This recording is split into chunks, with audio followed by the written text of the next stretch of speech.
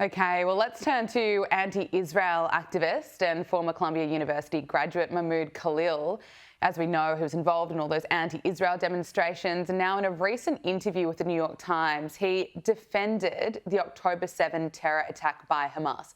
He appeared on the Ezra Klein Show podcast, and he said, although he thinks that the Hamas attack that killed more than 1,200 people and captured 250, and as we know, 50 hostages are still being held in Gaza in terror tunnels, this was just a way for Gaza to be heard. Listen to this.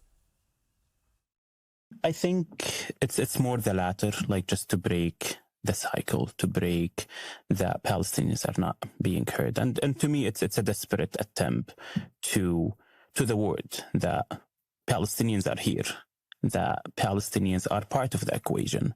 That was my interpretation of why Hamas did the October 7 attacks on Israel. It's just so sick. I just don't understand how anyone could rationalise it.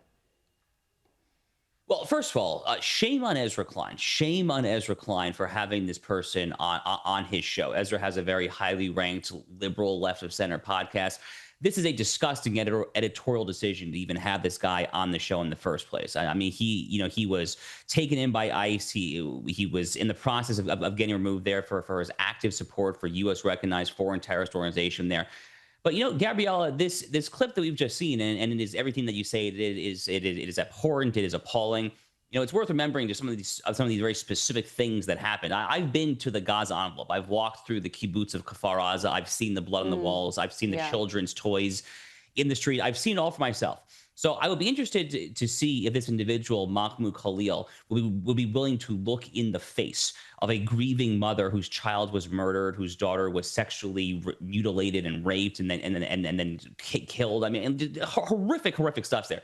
But listening to the specific way that he describes this clip, a desperate act to be heard, I can't help but think of the old Stalinist line from the Soviet Union era, that one death is a tragedy, but 1,000 deaths is a statistic. That's kind of the same mentality that I hear when I listen to Mahmoud Khalil speak. I mean, let's not forget that 1,200 people, roughly speaking, lost their lives. There were 250 others who were taken hostage, dozens, if not hundreds more, who were raped and lived to tell the tale there.